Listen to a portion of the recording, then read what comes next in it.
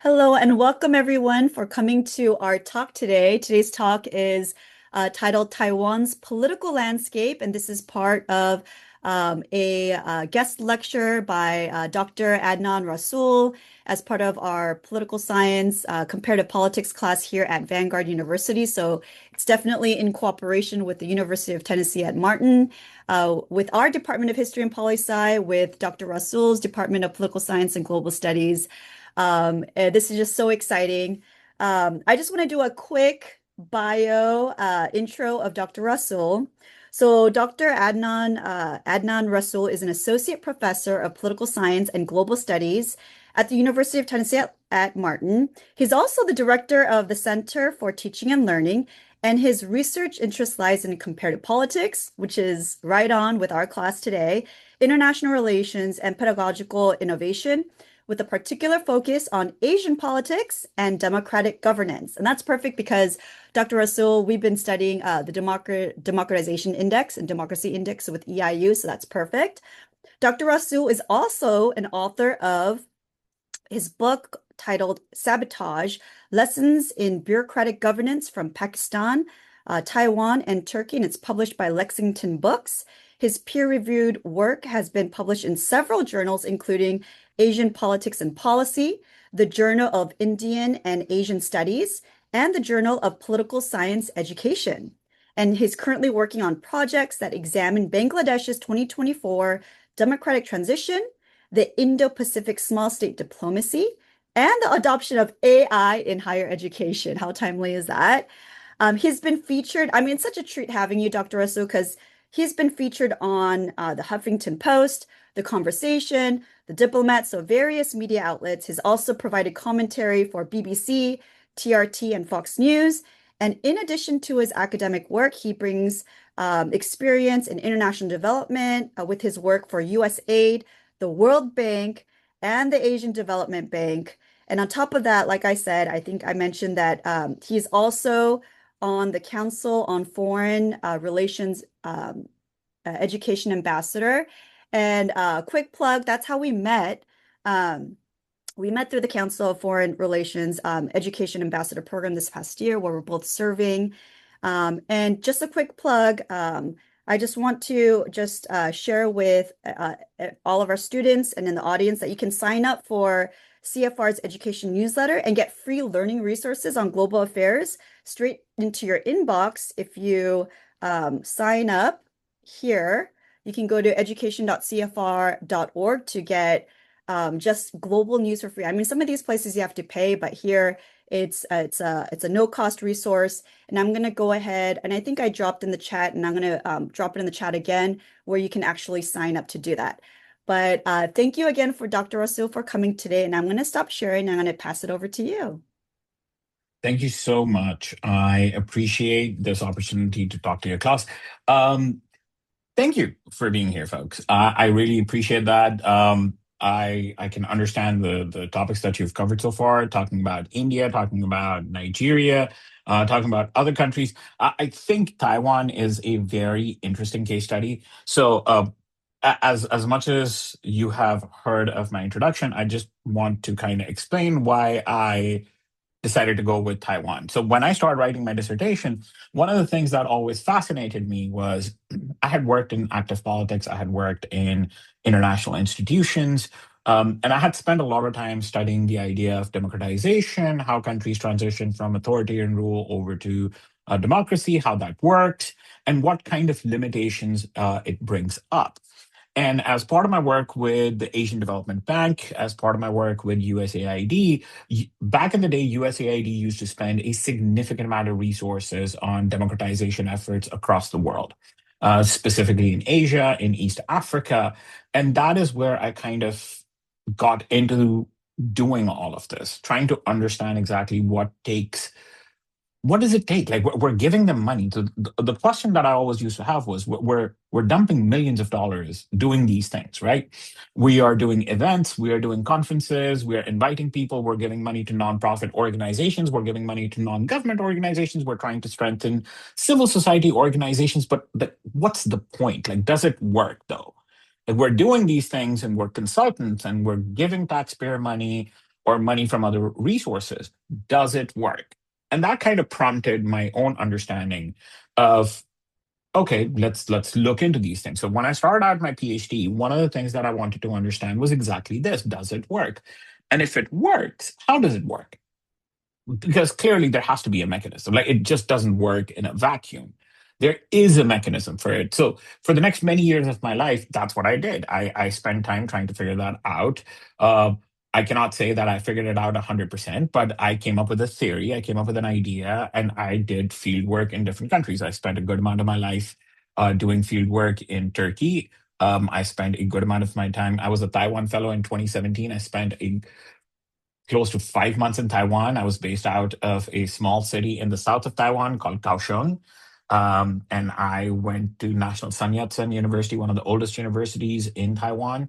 And the purpose of all of that was to understand and interview folks and talk to people, not just read, but talk to people and try to get a better insight into what happened, how it happened, what led to this, and kind of build out a trajectory for that. So everything I'm about to present to you is not just based on me reading a bunch of books or me reading a bunch of articles. This is my lived experience. This is based on the conversations I've had in these countries. Specifically, in the case of Taiwan, I interviewed the National Security Council in Taiwan. I interviewed politicians in Taiwan. I interviewed civil society organizations. Back then, when I was in Taiwan, they were going through a student movement, which came to be known as the Sunrise Movement back in 2014. It started in 2014, became significantly bigger and more influential over a period of time. And everything I'm about to talk to you all about is based on those conversations, and since then, how things have changed and how things have evolved in Taiwan. So that being said, I would encourage all of you, just like I encourage all of my students, please ask questions. Ask as many questions as you want. Even if you think that a question is weird, yeah, go for it. Like, we got here because I thought things were weird, and then I started studying them, and I ended up here. Uh, so there's not a single question that you can come up with which is a bad question or a weird. Just ask.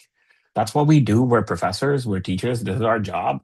And frankly, it's more fun that way. So that being said, let me begin the presentation. So here we go.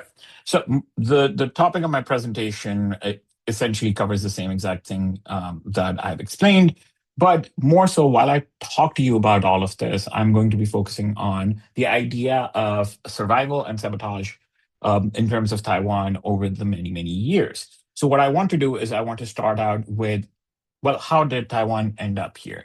Now, I don't know whether you know this or not. Very recently in April, the opposition leader of Taiwan, from a party called KMT, which stands for Kuomintang, went to China and had a wonderful tour and even ended up meeting Xi Jinping, the leader of China. So, what I want to do is I want to start from that point. What happened? Right now, where things stand is something incredible has happened. KMT chairperson went to China after many, many years. She met with Xi Jinping, who is the leader of China, who is the general secretary of the Chinese Communist Party. And after a very, very long time, there have been direct conversations among these groups about what's going on. Now, one of the reasons Chinese were willing to meet the Taiwanese leader was for the fact that the world that we live in is changing. You've studied Iran, you've studied India, you studied Nigeria. One of the things that has been going on over the last 10 years or so, the world that we live in is changing. So a small state like Taiwan is very quickly realizing that its survival needs to be guaranteed in the long run. And how it's trying to guarantee that survival in the long run is by leveraging what it can do and what it cannot do. In this case, the way the Taiwanese are trying to leverage their survival in the long run is by doubling down on figuring out pragmatic ways in which they can continue doing their relationships across the world. So whether it's their relationship with China, whether it's their relationship with Japan or the United States, all they're really trying to do is trying to figure out how to balance those things. But that just doesn't happen out of the blue.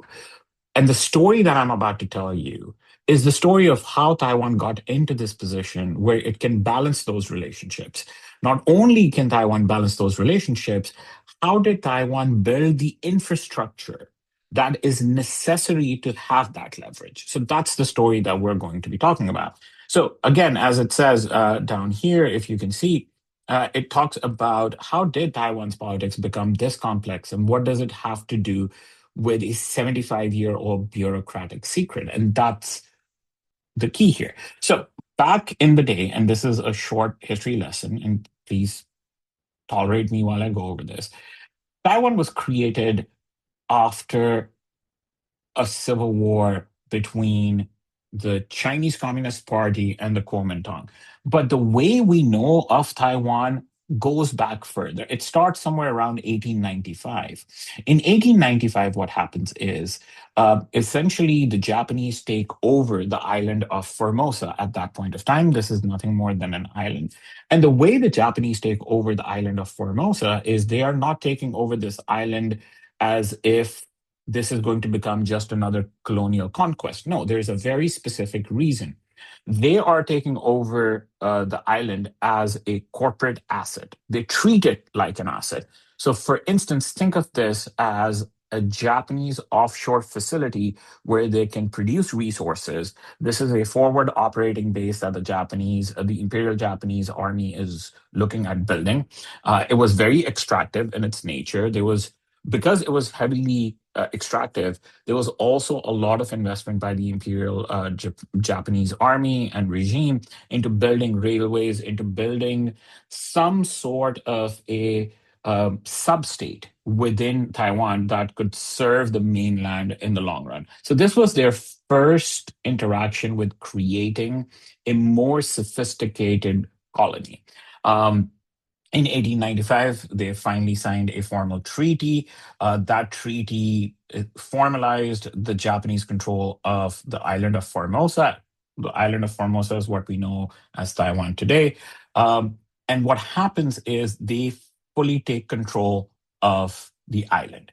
At this stage, what the Japanese are doing is they're laying out everything. So they're building a society from scratch, which means they're setting up the capital city in Taipei. They're also building connections on the western side of Taiwan. So if you see Taiwan, if you see the map that is in front of you, there are a lot of mountains and there are a lot of things on the right side of the map, the eastern side of Taiwan. Now, those are all mountains and those are all jungles. To this day, those are mostly mountains and jungles on the eastern side of Taiwan. Majority of Taiwan is on the western side. This is where the city of Taipei is. This is where the city of Kaohsiung is. This is where Taichung is. This is where Tainan is. So all the major industrial hubs are on the western side. And all of these cities are connected through high-speed railways, but they've always been connected since 1895 by rail links, by road systems. But more importantly, they were also run in a very Japanese manner through prefectures with localized governance systems. The point I'm trying to make is, unlike other countries that found independence after the Second World War, Taiwan's case is very different. Taiwan has been kind of partially independent on its own with very strong infrastructure, with very strong governance, and very strong bureaucratic rule, courtesy of the Japanese, since 1895. In a lot of cases, and we'll cover this in a bit, one of the things that really got to me was when we started looking through the history of Taiwan, the Taiwanese people were absolutely stunned when the mainlanders actually came to the island of Formosa, having lost the civil war to the Chinese Communist Party. And the reason the people were stunned in Taiwan, because they expected those coming from Beijing or from Shanghai, from Nanjing, all the way to the island of Formosa, they expected those people to be significantly better off than them. They expected those people to have more money. They expected those people to be more sophisticated.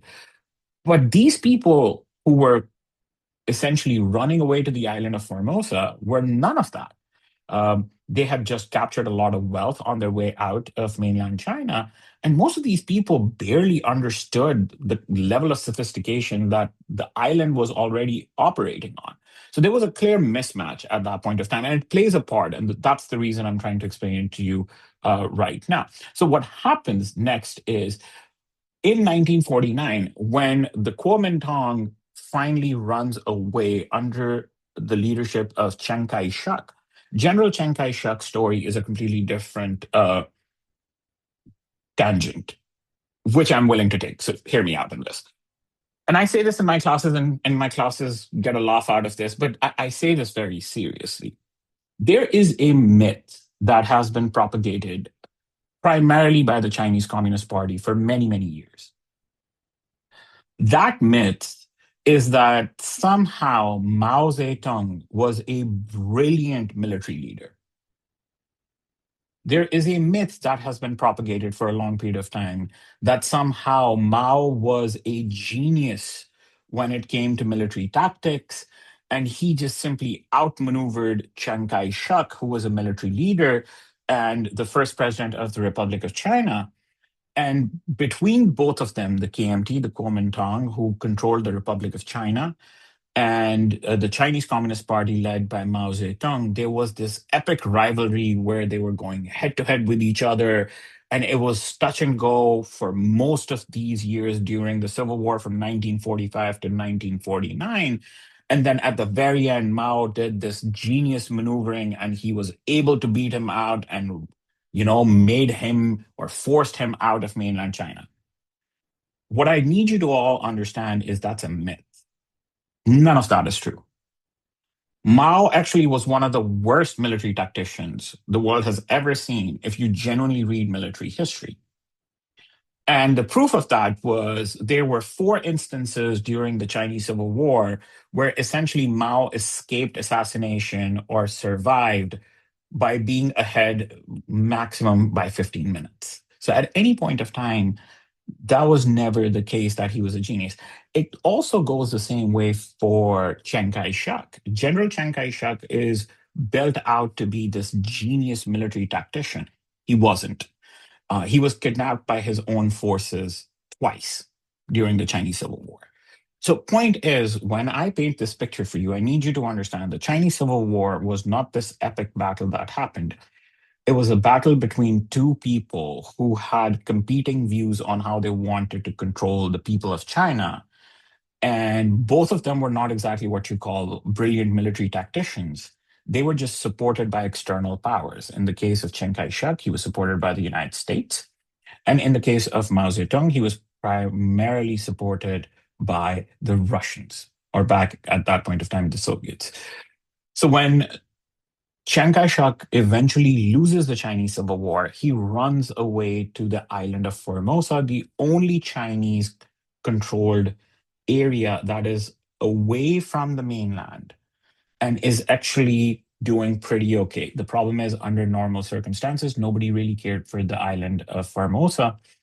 It only mattered when Chiang Kai shek lost the Civil War and took all the assets from Beijing and from Shanghai and from Nanjing and essentially ran away. The result of that is, by the way, the National Museum of Taiwan is beautiful. It's epic. All the Chinese history that you want to see actually is in Taiwan because they stole it on their way out. It's not in Beijing, it's not in Shanghai, it's in Taiwan. So, what happens once you have an outsider who's not from there bring their entire government, bring all the loyalists that they have from the mainland over to a very small island that has fundamentally been run like a Japanese colony, even after the Japanese ceded control of it to mainland China?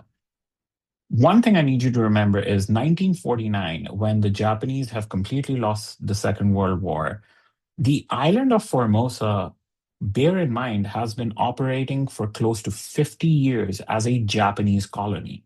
They've been operating essentially as an extension of Japan. They speak Japanese, their traditions are very Japanese, the customs are very Japanese, the bureaucracy is set up in a Japanese manner. Even the documentation style at that stage is very Japanese in the way they organize their documents. So the first clash comes in when Chiang Kai shek comes in from mainland China. Chiang Kai shek has to immediately take control of an island that Chiang Kai shek has no idea of. Chiang Kai shek has no understanding of the people that live on that island. He has no understanding of what their traditions are. He has no understanding of what the Japanese customs or control of that island actually looks like. So when he walks in, he basically looks at something that is already pre-built and decides, okay, so the number one thing I want to do is I want to rebrand this whole thing. I want to call it something else. And the second thing that I want to do, everything who is currently in power or in positions of power, I need to get rid of all of them because they know more than I do. And I need to replace every single one of those people in power with people who are loyal to me. So, in essence, what Chiang Kai shek ends up doing is declaring martial law and gets rid of effectively hundreds of thousands of people, people who are mayors, people who are bureaucrats, people who are things like police officers or security officers. He gets rid of all of them because in his mind, he believes that none of these people is loyal to me. So he essentially breaks apart the infrastructure that has existed in Taiwan, courtesy of the Japanese, not the physical infrastructure, but the human resource infrastructure. So he gets rid of the entirety of it. The question you must have at that stage is if you are going to destroy everything, how is this going to work? Well, he has his own plan. His plan, again, and this is why I wrote an entire book on it, is very similar to the plan that was implemented in Turkey by Ataturk. So, what I need you to remember is everything I'm telling you about Taiwan. Imagine that this is simultaneously happening halfway across the world in Turkey as well. The only difference is in Turkey, this is being done by a person called Mustafa Kemal Ataturk. And in Taiwan, this is being done by a military general called Chiang Kai shek. But both of them are on an identical trajectory. Okay? So, moving onwards. What happens at this stage is he sets about rebuilding Taiwan as we know it. The first thing he does is he gets rid of the entirety of the security forces and replaces them with the security forces that he's bringing from mainland China. So all the soldiers who ran away after the Civil War from mainland China, they instantly become the core army in Taiwan. The second thing he does, he replaces all the bureaucracies or all the bureaucrats in Taiwan at that point of time with bureaucrats that he is bringing from the mainland China. Now, please remember, these military forces and these bureaucrats have no idea how Taiwan is run because they don't even know how many cities are in Taiwan. They've never been to Taiwan. Imagine picking up a government that exists somewhere else and then transporting the entirety of that government onto a different location and then telling that government, okay, this is yours now. Good luck figuring this out. The result of that is a brutal reconstruction of Taiwan as we know it. The Kuomintang, the KMT, essentially starts operating like the Chinese Communist Party. And that happens because deep down inside, Chiang Kai shek firmly believes that the reason he lost the Civil War was he was not smart enough to build a political party that could also be a military force. So, in his mind, the mistake that he made was he wanted to build a political party that could also be a military force. Hence, the KMT, which is a political party now, needs to also be the military force. So, he creates this weird the party is the country is the society idea where everyone is part of the KMT. And if you want to survive in the country, you have to be part and parcel of KMT. You have to be a member of the KMT. You have to be related to the people in KMT. KMT then starts running multiple layers of societal control. And this is where they spend a good amount of time getting full control of the society. You work for any company, it will be owned by the KMT. If you work in a village, you are going to be overseen by people from the KMT. You have to learn Mandarin. The original accent or the original language on the island of Formosa is not Mandarin. It's actually a bunch of different indigenous languages which are local to that island. Mandarin is forced on the island. KMT starts controlling everything from healthcare to education to state-owned enterprises. There is no way to escape the KMT.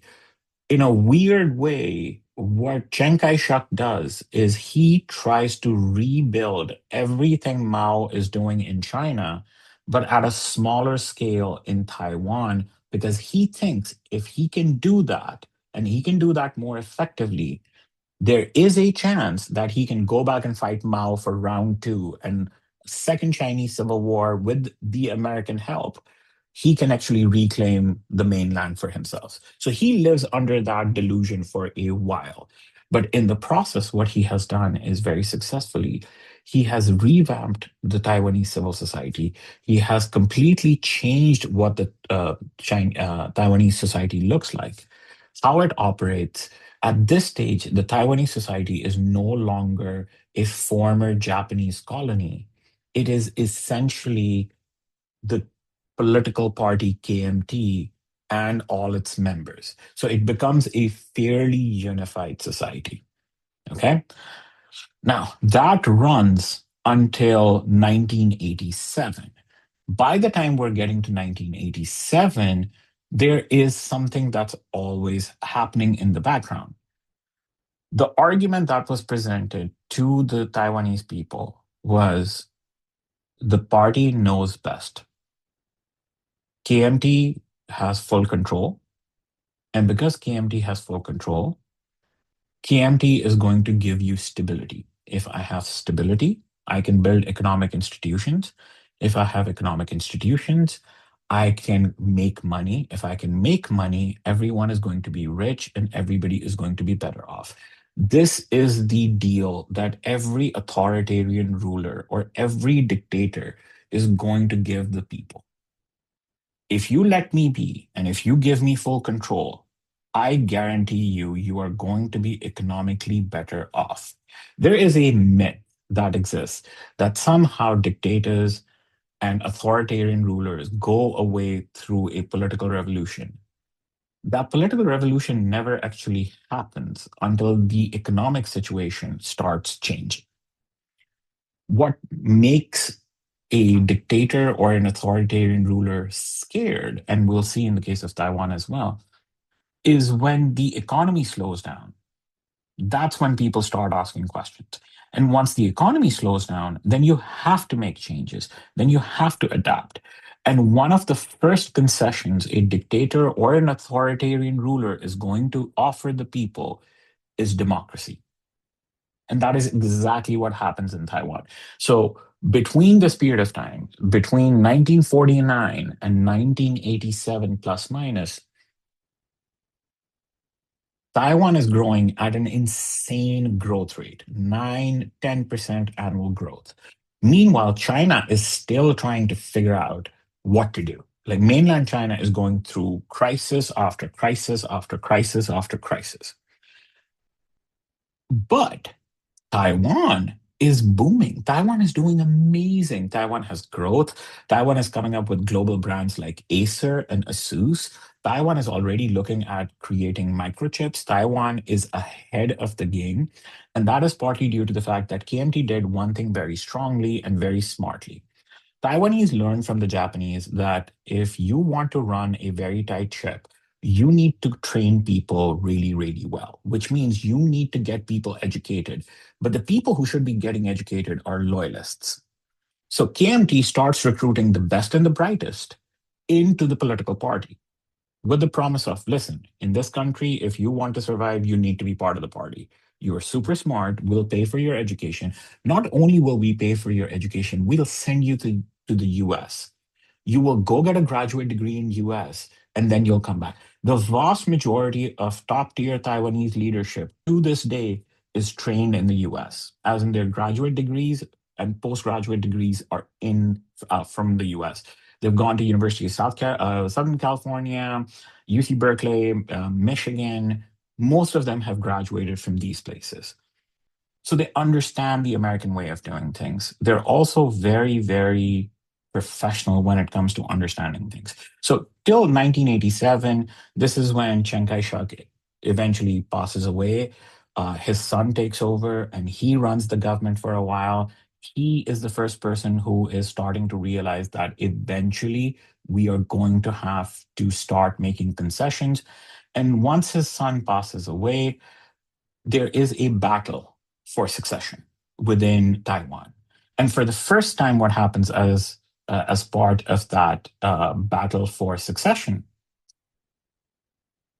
first time as part of that battle for succession, what happens is a person, a native Taiwanese who has worked his way up through the KMT political system, Li Tangwei, finally wins that battle for succession after the death of Chiang Kai shek and Chiang Kai shek's son. That begins the process of finally creating a scenario where Taiwan can start reforming towards democratization. And credit where credit is due. Chiang Kai shek, towards the end of his days, realized very quickly that unless the native Taiwanese are allowed to become part of the KMT and are allowed to benefit from the economic growth that we have noticed, we are going to have a civil war on our hands. And the longevity of the Kuomintang or the KMT is in recruiting the best and the brightest native Taiwanese into its ranks and then promoting them from within. And what happens is in the 1970s, late 70s, there is a movement towards Taiwanization, which means we're going to recruit more people who are Taiwanese or who are originally from the islands. In 1977, a very smart bureaucrat by the name of Li Tangwei makes it to parliament for the very first time. And he is a bureaucrat who's appointed into the parliament. At the same time, there is discussion about the opening up of the opposition.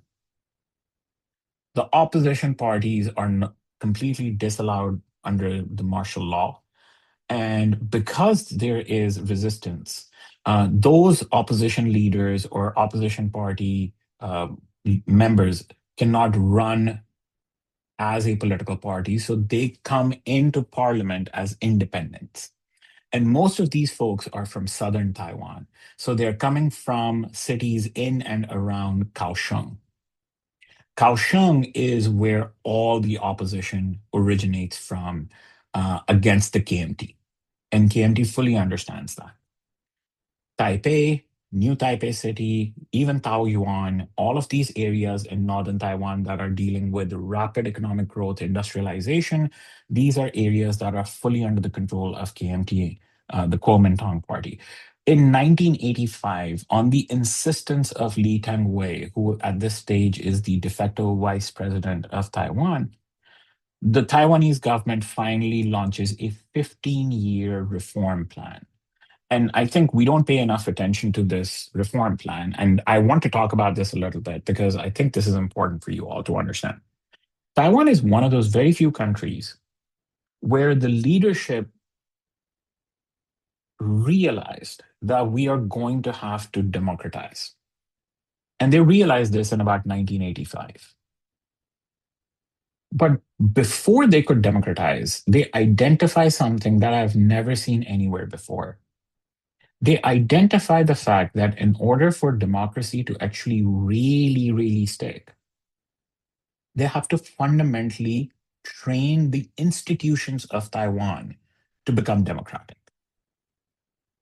Which means before we can have elections, we need the bureaucracy of Taiwan to respect elections.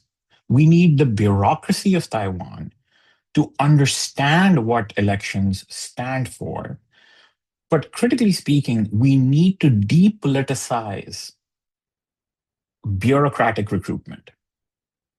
No longer do you need to be a member of the KMT in order to become a bureaucrat. No longer do you need to be a member of the KMT to become a judge. No longer do you need to be a member of KMT to join law enforcement. That requirement needs to end. But also, everyone we have recruited and everyone who's been on the job for this many years We cannot simply get rid of them. So we need to train them, and they will not get trained in a year or two. We need to train them in phases over a 15-year period. So, one of the core reasons that I learned through my fieldwork in Taiwan, the reason democracy actually stuck is because they planned for it. It didn't just happen, they planned for it. The plan was a 15-year phased out plan. That's why it worked. Taiwan didn't democratize because it just kind of forced itself into democracy. No, it planned for it. And that plan was led by the person who eventually legalized the opposition and finally lifted the martial law and announced elections. That person was Lee Teng-hui. He was the first Taiwanese, as a native Taiwanese, to work his way to the very top of the KMT. So, what I want you to take away from this is democratization in Taiwan was a conscious choice made by the authoritarian political party. They made this choice. Nobody forced them. They saw what was coming down the line. They were cognizant enough that this was going to happen. And then they made this choice. So, what happens from that point onwards? Lee Teng-hui takes over in 1988. He was a technocrat. He was trained in multiple different countries. He was trained in the US, he was trained in Japan. He was extremely smart. He understood that the draconian Taiwan Garrison Command, TGC, which was essentially the secret police in Taiwan, if you said anything against the KMT, the Garrison Command would essentially take you and you would never be found again. There's a whole chapter in Taiwanese history which is called the White Terror, where thousands of Taiwanese citizens, mostly dissidents who criticized the governments, were killed, were essentially disappeared, never to be found again. And the stories range from there are mass graves in the jungles to they were thrown into the ocean to they were executed in prisons to the most horrific ways in which dissent could have been put away. The Garrison Command is dissolved in 1992 by Lee Teng-hui as a confidence building measure. What he wants is the people of Taiwan to realize that Taiwan is no longer that country. They pass a bill, they pass an actual law in parliament where administrative neutrality separates bureaucracy from the political party. The political party in charge has nothing to do with the bureaucratic rule of the country. And they put it on paper. And that's the important thing to remember. They actually put it on paper. It's illegal to be politically biased or be a member of a political party while being a bureaucrat. And they're very clear about that. It's still on the books. In 1996, there are proper elections, open elections, no rigging, just good, clean elections. And Lee Teng-hui wins overwhelmingly, mostly because people like him. But the other fact is the opposition party is simply not used to this. The opposition party also does not have a national level leadership at this stage. They're still learning. And the party that built the cage, so to speak, of dictatorship finally opens it up. And it's done by a loyal bureaucrat who is a native Taiwanese. And once we get to 2000, the thing that changes is in 2000, due to a complete lack of understanding of how elections work, the KMT is unable to win.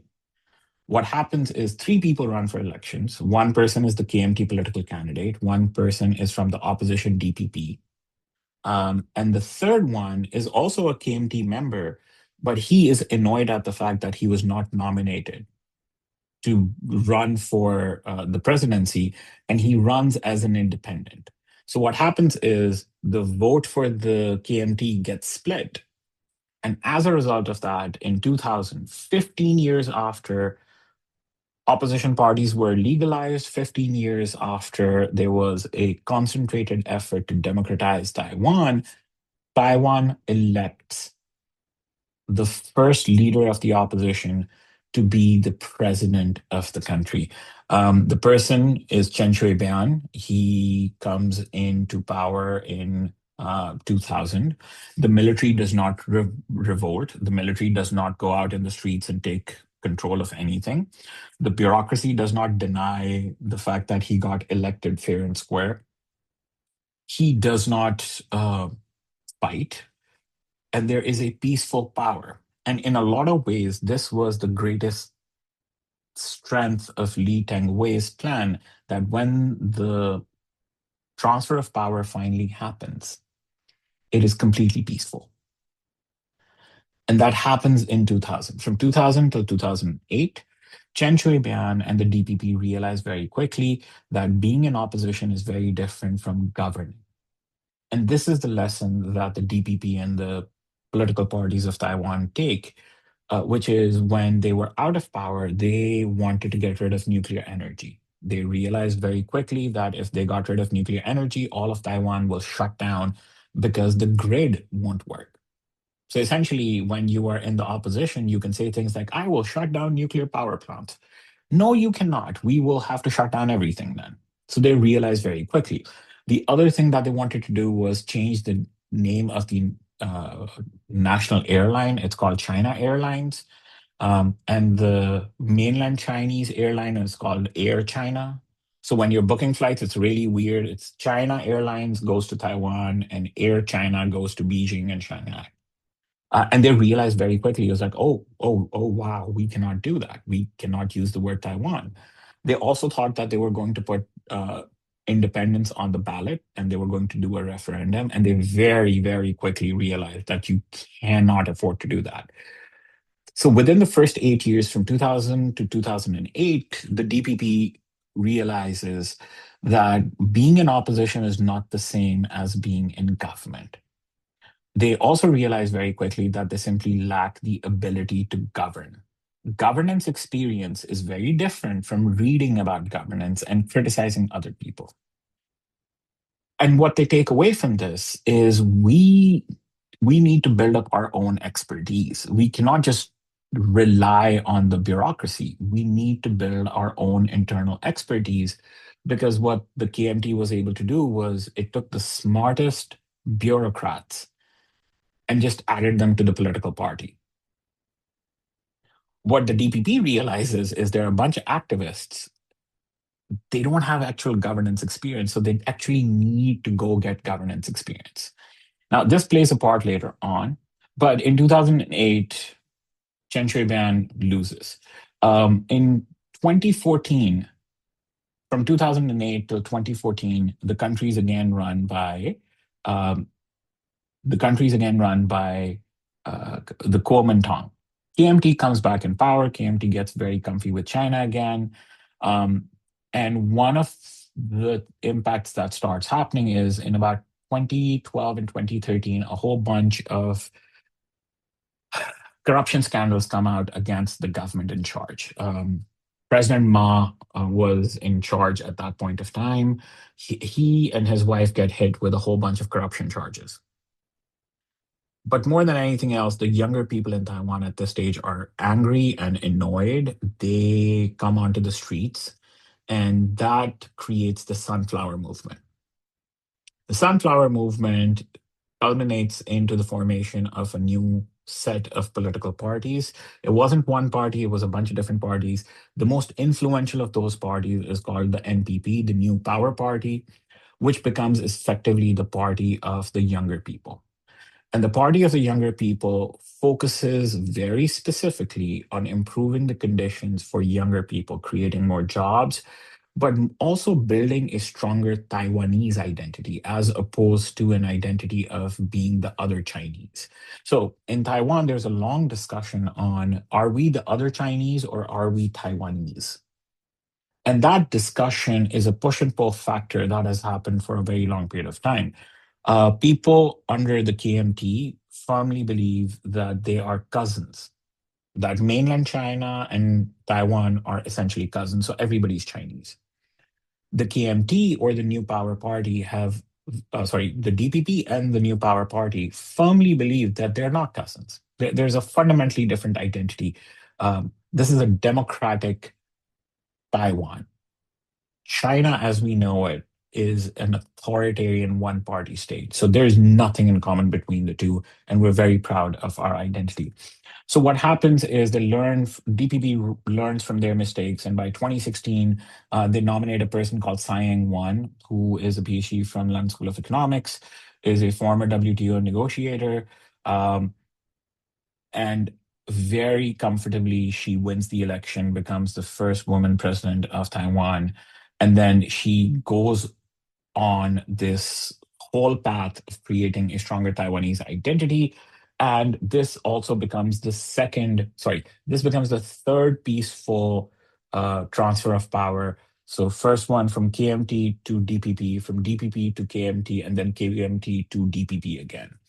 The current president of Taiwan is also he was the vice president under President Tsai Ing-wen, and he is the current president right now. So DPP has been in power since effectively 2016. So they've been in power for the last 10 years. Now, that being said, what I really want to talk about is what are the kind of pressures the country has been dealing with since then.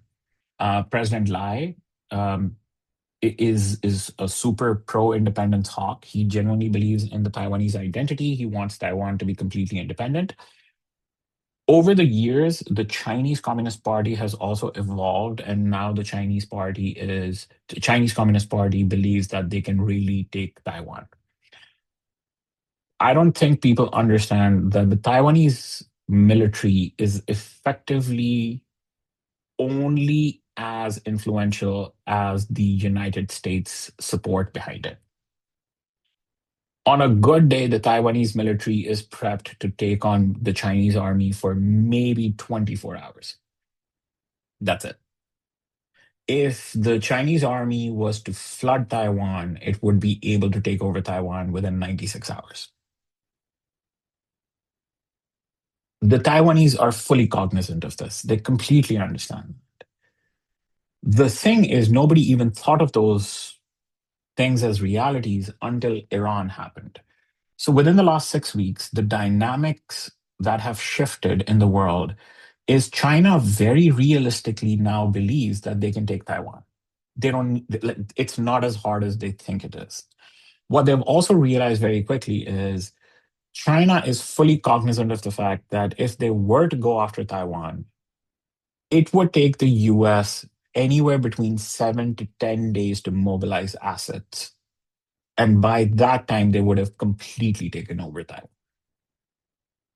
So the Taiwanese idea that if we could just hold on for maybe 3 days, we will have the US backing us up, that idea is gone now. Because that idea is gone, Taiwan now has to figure out how it has to look out for its own safety and security. It doesn't help that Taiwan is also dealing with specific interests like tariffs that have been imposed on Taiwan over the last 2 years. The other thing is the opposition, KMT, is very, very clear about the fact that, listen, instead of destroying our country when the Chinese attack, it might be a better idea to start making friends with them right now. And maybe if we go negotiate with the Chinese right now, we can cut a deal with them where we can be a specially administered region like Hong Kong or Macau instead of risking a full blown war with China, where for a fact the US will not come save us. So, what you hear from the story of Taiwan is Taiwan has gone through the system of successfully becoming a democracy. It is a vibrant democracy. But at this stage, Taiwan is having to make very difficult choices because Taiwan has to figure out what to do in order for its survival moving forward. On the flip side of things, it is next to impossible to get rid of Taiwan within the modern economic system that we live in. Nearly all microchips come from Taiwan. There are two companies in Taiwan that control 95% of all microchips. So whether you have a phone, whether you drive a car, you are using Taiwanese technology. One of those companies is Foxconn, the other company is TSMC. Taiwanese semiconductor company, and Foxconn is the one that creates Snapdragon, which is in your phones, iPhones, Samsung, whatever it is. The chip in there is a Foxconn SIM. Effectively speaking, you cannot run the world that we live in right now. The airport systems, whether it is jet planes, whether it's anything, we cannot run those things without microchips. 95% of microchips come from Taiwan. So Taiwan's security is at this stage dependent not on missiles, but on microchips. And by becoming a fundamental part of the global supply chain, and the reason they were able to become a fundamental part of the global supply chain in a weird way was because they were a one party state for so long. They industrialized at a rapid speed. They were able to then democratize, invite innovation, build this juggernaut of an economy. Now, that economy is saving them in the world that we live in because no country wants to destroy the supply chain on electronics. Because even China cannot do things without microchips. So that's where we are with all of this at this stage. And what happens as a result of that is it puts Taiwan in a long game. So going back to why did a Taiwanese leader from a political party that wanted to go back and take over the mainland comes into play, the Taiwanese are trying to figure out how to survive. The world is a different place now. They thought that the Americans will come and save them. The US is in no position to do that anymore. They thought that democracy as a shared baseline would help people. Uh, it is helping people. It is creating space for dialogue. It is creating space for deterrence. It is also very crucial in building the modern Taiwanese identity. So, one of the arguments that you will hear from Taiwanese scholars is even if China were to take over Taiwan, it cannot strip out the democratic norms that have been built into the society. Just like the Japanese order and systems can never be taken away from from the Taiwanese society. Similarly, the democratic norms are baked into that society, and it's nearly impossible to get rid of that at this stage. Uh, the unification with China is on a good day a pipe dream in practice because the democratic norms and authoritarian mannerisms are just simply incompatible. And no amount of bullets or no amount of shelling or fighting is going to change a norm like democratization or democracy from a society that is one of the most progressive societies in all of Asia at this stage. So, that being said, Taiwan has to come up with a balanced environment, unlike anyone else. And that is where the conundrum of Taiwan comes in. So, it started out as a one party state. It is one of the most vibrant democracies in the world with significant peaceful protests, with a history of successful transfers of power. But also at this stage, it's a country that has to kind of figure out its own space in the world that we live in. And that is heavily dependent on the fact that it is now a democracy and how democracy allows it the space to maneuver its survival in the world that we live in. So just to give you a timeline, started out as a colony, became a colony for the exiles, went through a miracle, started talking about freedom, created a democracy, created a democratic movement, and now it is a country that has a vibrant democracy. So that being said, this kind of just sums up everything.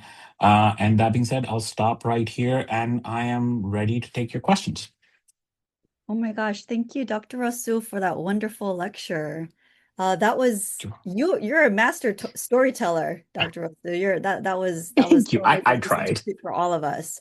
Um, okay, so why don't we open up for questions? I think because we're a small enough group, we don't have to drop any of the questions in the chat, but you can go ahead and unmute yourself and ask your question.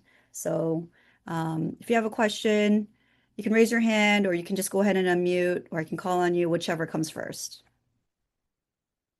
Yes, I see a question from Aaron. Go ahead and unmute yourself and you can ask the first question, and then we'll Hello. take and then it'll be Hannah after. Awesome. Yeah, like Dr. King said, such an amazing presentation. I was really like you everything you said, you went super in depth on, and I really appreciate it. I actually had a question Thank on you. when you were Go in for it. Turkey Mhm. and you were also in Taiwan as well. You mentioned how you had conversations with their leaders. How did those conversations go? And like, did you have to have like translations going on, or was it like strictly like how did that work? And like yeah, Okay, okay, this caught me by surprise. So, okay. and it was very telling.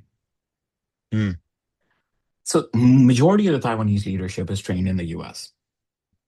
mm, Okay. Most of them have gone to graduate school in the US. Most of them speak fluent English. Most of them have families over here. Majority of the Chinese people that you meet in California are actually Taiwanese. mm. They're not Chinese. I They're didn't they're know that. they're actually Taiwanese. So most of them Yeah, speak fluent English. They speak fluent English. They are wonderful to talk to. They understand nuance. It's very surprising how much nuance they understand because not only do they understand the American way of doing things because they have to deal with mainland China, they have to deal with South Korea and Japan. They understand a lot more than we give them credit for. Turkey, on the other wow. hand, is a very different scenario. So in Mm, Turkey, nobody speaks English completely. No one wow. speaks English. Okay. It's not one of the languages. The Right. second language that the Turks actually speak is German. Mm, Um, Turks speak either Turkish or they speak German. Uh, I do not speak Turkish and I do not speak German. So when I was doing field work in Turkey, I had a colleague of mine who is a professor in Turkey, and he speaks fluent German. And well, he's Turkish, mm, so he speaks Turkish. So when I was doing my field work, I was housed out of the university um, in it's called Hadi Bayram University in Ankara, and I conducted my interviews with the help of my colleagues. So we would go in, we would get translations. I can remember three people who spoke English. So that conversation went back and forth. I learned to appreciate Google Translate before majority of the world did. Um, nice. and, and it was tedious, I'll be honest with you. But thing is, when you're young and you have time and you've got nothing else going on, I mean, I got all day Yeah. and it teaches you a lot. So in Turkey, it was much harder. At Taiwan, it was significantly easier. Significantly easier. Awesome. I appreciate it. Thank you so much. You're welcome. All right, next we'll hear from Hannah. I just first want to thank you so much for coming to speak to our class, Dr. Rasool, You're and welcome. also for your presentation. It was really informative, and I learned so much about Taiwan and its history and context. I wanted to ask you if the CHIPS Act represents like the US trying to diversify away from Taiwan. Okay, so I teach U.S. foreign policy as well.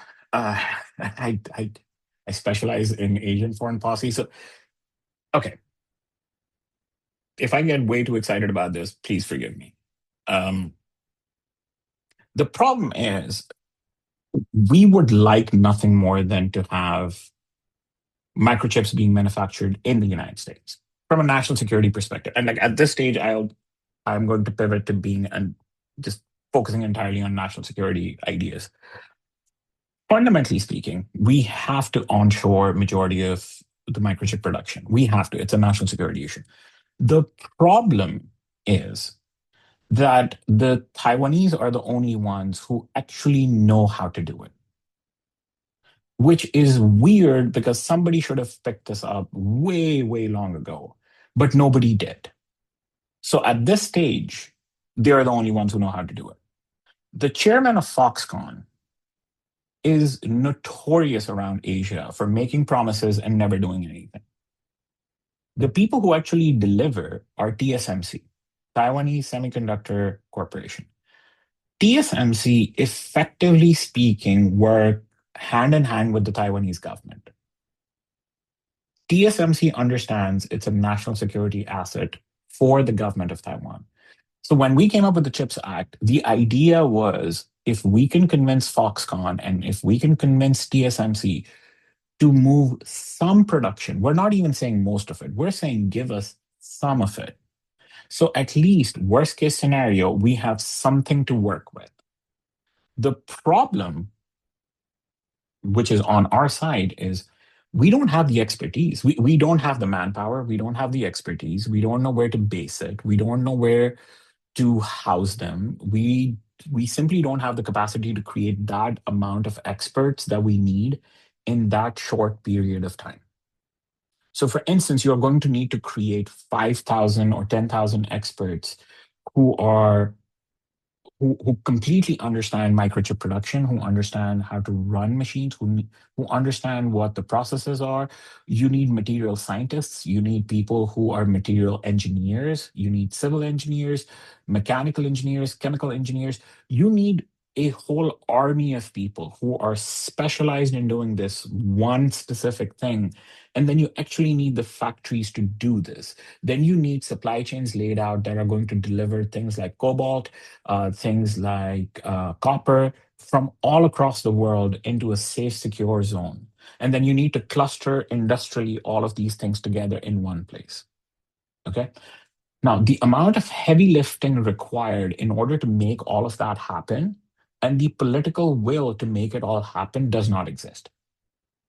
And I want to be very clear. It does not exist for Republicans or Democrats. It just does not exist.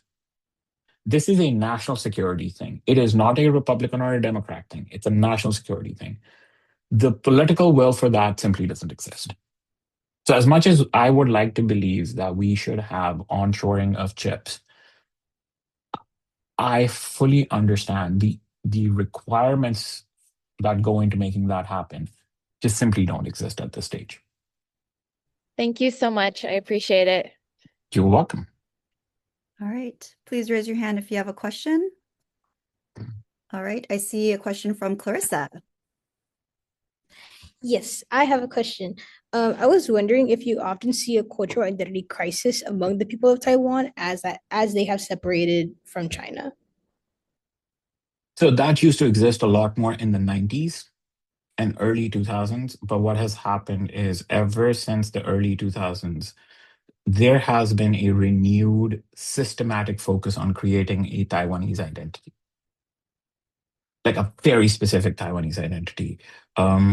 One of the things that you will get corrected on if you ever go to Taiwan is the fact that the Chinese keep trying to steal credit for boba tea, and it's Taiwanese. And the Chinese keep trying to steal that credit, and it's unfair, and you should know that it is Taiwanese. Like the number one thing I was told when I landed in Taiwan was boba tea is ours. Like, do not allow those people to take this away from us. This is ours. The younger generation in Taiwan is crystal clear about the fact that they are Taiwanese. And they kind of are annoyed. And this was the entirety of the Sunflower Movement. They're annoyed with their politicians that why don't you just own up to it? Like, what's the worst that's going to happen? We're Taiwanese. We have a different flag. We're Taiwanese. We do things a certain way. Like, who cares? At this stage, let's just go with it. Let's see what happens. And that's a very important way of looking at the world, but that has strengthened their identity. They don't want to be the other Chinese. They want to be Taiwanese.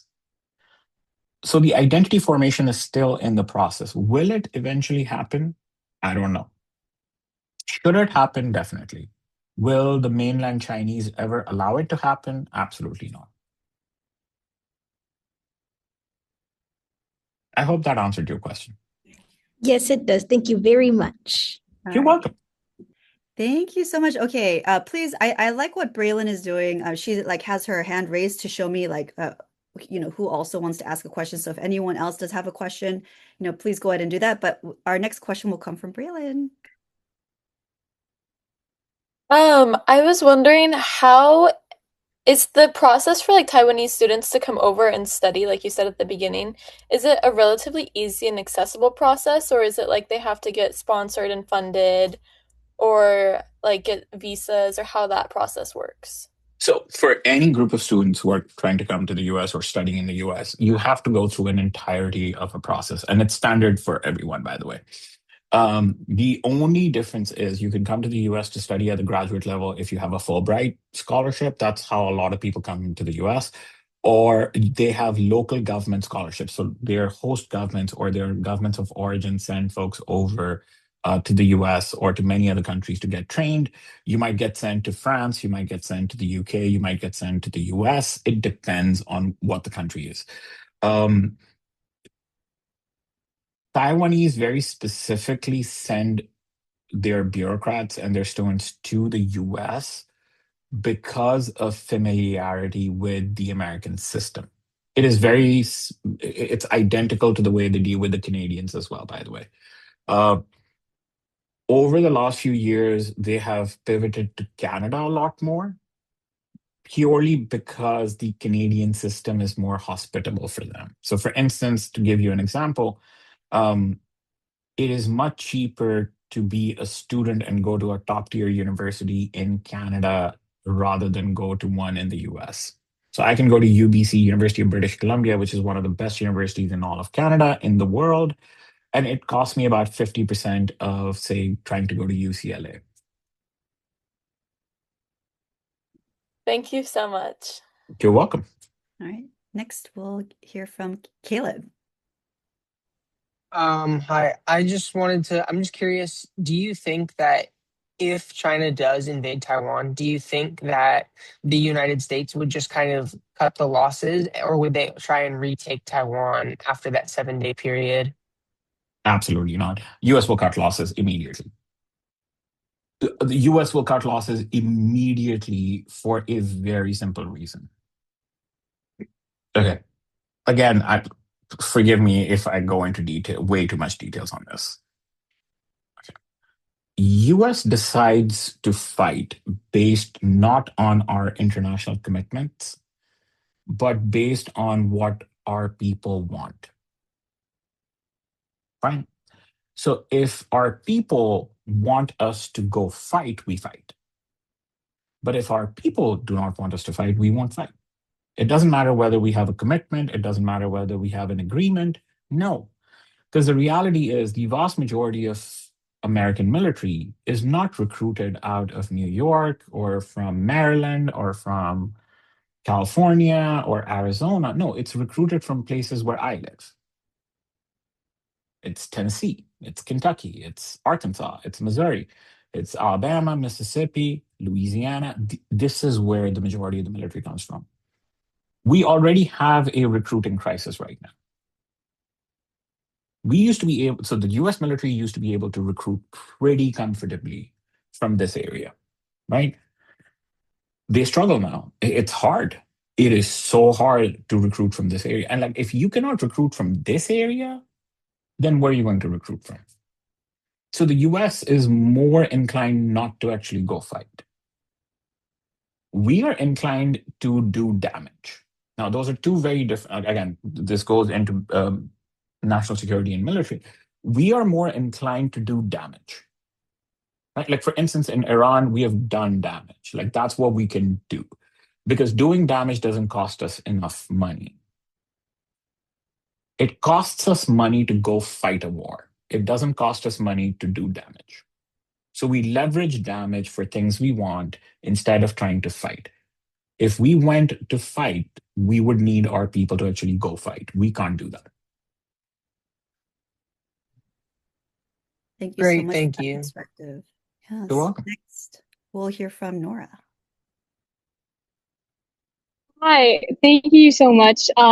I was just curious, the Taiwanese opposition leader recently made a trip to China, as I'm sure you've heard about. And China has now said that it's going to do like 10 measures to help strengthen its relations with Taiwan. And I was just curious as to how this will affect the Taiwanese relation with the US. Yeah. Okay, so it really won't. It really won't because our relationship with China, with Taiwan is weird. It's weird because we don't have an embassy in Taiwan. We don't recognize Taiwan as a country. We have a relationship with Taiwan, but that relationship with Taiwan is very informal. So what China is suggesting is something that we call the confidence building measure, CBMs, right? We're going to do things more closely. We will have more flights. We will start a ferry service, things like this. The idea is to get things normalized and stop threatening each other. That does not change the way the US deals with Taiwan. The other thing is the US is already preoccupied in other places. If Taiwan wants to do something, like, we're not hard pressed, go for it. Because what people forget in all of this is the US cannot fight China and the Chinese can't fight the US. Our economy is dependent on each other. There's no way we fight. If we were to go to war with them, what are we going to do with Walmart? Look, I don't know how many Walmarts you guys have over there. We rely on Walmart. If Walmart stops for a day, the entire country shuts down. 80% of the things in Walmart, and you can go and do your own survey, just walk around, pick up random things, 8 out of 10 times are made out of China. The Walmart supply chain originates in China. You are telling me if we went to war, Walmart will have nothing. You seriously think the American people are going to be okay with that? No. That's where the hands are tied. It's not that we don't want to pick a fight. No, our hands are tied. Like, the relationship is so close. There's no way to fight. So when we say things like, we will fight you, that's just posturing. That's nothing more than that. In reality, we can't. We're economically dependent on each other to a point where it's hard to kind of untangle that web. Thank you. You're welcome. All right, it is 2:14, so I think we have to wrap things up. Morgan, I'm sorry we didn't get to your question, but I see that we also have questions in the chat. Yeah, just we ran out of time. I know if we can have Dr. Rasool for like another hour, that would be so perfect. But time is so short today. We're gonna have to, cut it for today right here. But can you guys join me in just thanking Dr. Rasool, just like, yeah, with a thumbs up or Thank you, folks. round of Seriously, thank you so applause? much. Thank you. Thank you so Thank much you for so coming much. today. We really appreciate it. We want to, Thank you. as a department and as Vanguard, we want to thank you so much for your No, time. thank you. Thank you for making this possible. Like, I am forever thankful to you to agreeing to do this in the first place. This has been fantastic. Thank you so much. All your students are wonderful. Thank you all for those wonderful questions. I appreciate you all.